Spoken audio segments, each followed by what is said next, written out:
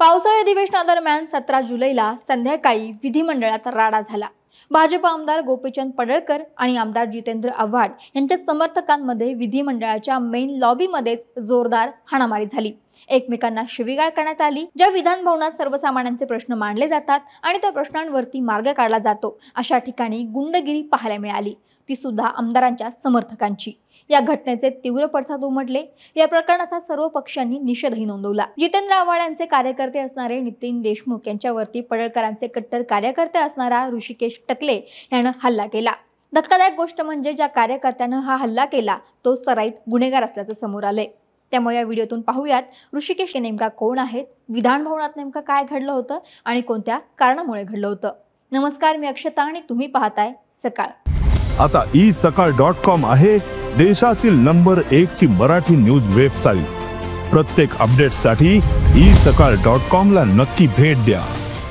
तर पावसाळी अधिवेशनादरम्यान जितेंद्र आव्हाड यांनी अंतिम आठवडा प्रस्तावावरती बोलताना पडळकर यांचे नाव न घेता त्यांच्याशी संबंधित एका कथित जमीन गैरव्यवहाराचा मुद्दा उपस्थित केला। पडळकर आणि आव्हाड यांच्यात बुधवारी या प्रकरणावरून विधिमंडळाच्या आवारातच किरकोळ कारणावरून बाचाबाची सुद्धा झाली। मी तुला बघून घेतो असं पडळकर म्हणाले आणि तुला मी कोण आहे हे माहिती का असं आव्हाडही बोलून गेले। त्यानंतर विधिमंडळाचे अधिवेशन सुरू असतानाच आव्हाड यांना त्यांच्या मोबाईलवरती गलिच्छ शिव्यांनी भरलेला धमकीचा मेसेज आला। ही गोष्ट देखील आव्हाड यांनी सभागृहात भाषणामध्ये नमूद केली। या दोन्ही आमदारांमधील वादाचे रूपांतर त्यांच्या समर्थकांच्या हाणामारीमध्ये झालं। पडळकर यांचे समर्थक असणारा ऋषिकेश टकले यानं जितेंद्र आव्हाड यांचा कार्यकर्ता असणारा नितीन देशमुख यांच्यावरती हल्ला केला। यावेळी पडळकरांचे 4 ते 5 कार्यकर्ते हे नितीन देशमुखांवरती अक्षरशः तुटून पडले। त्यांचे कपडे ओढण्यापर्यंत हा प्रकरण केलं। एकमेकांना शिवीगाळ करण्यात आली। सुरक्षा कर्मचाऱ्यांनी वेळेत हस्तक्षेप केल्यानं मोठा अनर्थ टळला। तरी राज्यातील राजकारणातील कटुता विधिमंडळाच्या पायऱ्यांवरती उतरल्याचं चित्र पाहायला मिळालं। विधिमंडळाच्या लॉबीत आता नेमकं काय घडलं याविषयी नितीन देशमुखांनी सकाळशी बोलताना म्हटलं की आव्हाड यांनी सभागृहात भाषण करताना त्यांना आलेला धमकीचा मेसेज तसेच एका जमिनीच्या गैरव्यवहाराचे प्रकरण याचा उल्लेख केला।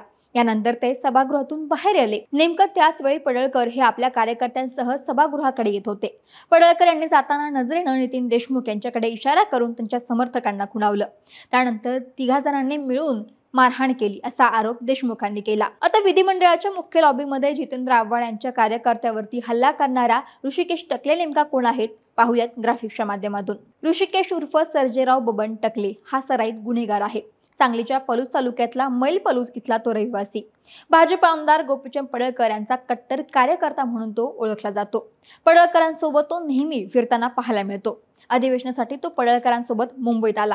ऋषिकेश टकले याची हिंदुस्थान शिवमल्हार संघटना देखील आहे। या संघटनेचा तो सांगली जिल्हा अध्यक्ष देखील आहे। परंतु हाच ऋषिकेश टकले सराईत गुन्हेगार आहे। सांगली जिल्ह्यात त्याच्यावरती अनेक गुन्हे दाखल आहेत। त्याच्या विरोधात हाफ मर्डर, मारामारी, विनयभंग, सरकारी कामात अडथळा असे गंभीर स्वरूपाचे गुन्हे आहेत।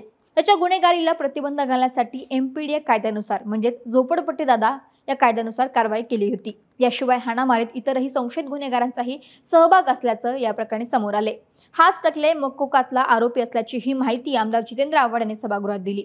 आता विधान भवनात आव्हाडांच्या कार्यकर्त्यांवरती देखील याच टकलेनं हल्ला केला। दरम्यान या घटनेनंतर गोपीचंद पडळकर यांनी ही ऋषिकेश टकले हा आपला कार्यकर्त्याचा असल्याचं कबूल केलं। शिवाय झालेल्या प्रकरणाबाबत दिलगिरी व्यक्त केली। पण या घटनेनंतर विधिमंडळाच्या शिस्तीवरती आणि सुरक्षेवरती पुन्हा एकदा प्रश्न निर्माण झालेत। जितेंद्र आव्हाड यांच्या म्हणण्यानुसार जर आमदारांवरतीच असे जीवघेणी हल्ले होत असतील तर सर्वसामान्यांचं काय? जितेंद्र आव्हाड यांनी हा मुद्दा देखील उपस्थित केला की ऋषिकेश टकलेनं किंवा पडळकरांच्या समर्थकांनी जो हल्ला घडवून आणला तो नितीन देशमुखांवरती नाही तर माझ्यावरतीच होता। पण मी जेव्हा सापडलो नाही तेव्हा नितीन देशमुखांवरती हा हल्ला केला असा आरोप आव्हाड यांनी केला। त्यामुळे एका बाजूला मुख्यमंत्री देवेंद्र फडणवीस शांतता आणि विकासाचे संदेश देत असताना दुसरीकडे आमदारांचे समर्थकच त्यांच्याच आमदारांचे समर्थक थेट हाणामारीत उतरतायत। आपल्या जवळच्या कार्यकर्त्याला मारहाण झाल्यानंतर आव्हाडांनी थेट भर रस्त्यात बसून रात्रभर आंदोलनही केलं। ज्यावेळी पोलिसांनी मारहाण करणाऱ्याला सोडून ज्याच्यावरती हल्ला झाला म्हणजेच नितीन देशमुख यांना घेऊन जात होते तेव्हा आव्हाड थेट पोलिसांच्या गाडीखाली शिरले। दरम्यान विधानसभा अध्यक्ष राहुल नार्वेकर यांनी या प्रकरणाची गंभीर दखल घेत चौकशीचे आदेश दिलेत। आता अधिवेशनाच्या शेवटच्या दिवशी या घटनेचे पडसाद कशा पद्धतीने उमटतायत आणि मारहाण करणाऱ्यांवरती कोणत्या प्रकारची कारवाई होते हे पाहावं लागेल। तरी या संपूर्ण घटनेवरती विधानसभेतल्या या राड्यावरती तुमचं मत काय आम्हाला कमेंट करून जरूर कळवा। महाराष्ट्रातील सर्व बातम्यांचे विश्वासार्ह व्यासपीठ सकाळच्या सर्व सोशल मीडिया प्लॅटफॉर्मला लाईक, फॉलो आणि सबस्क्राईब करा. तसंच सर्व नोटिफिकेशनसाठी बेल आयकॉन प्रेस करायला विसरू नका.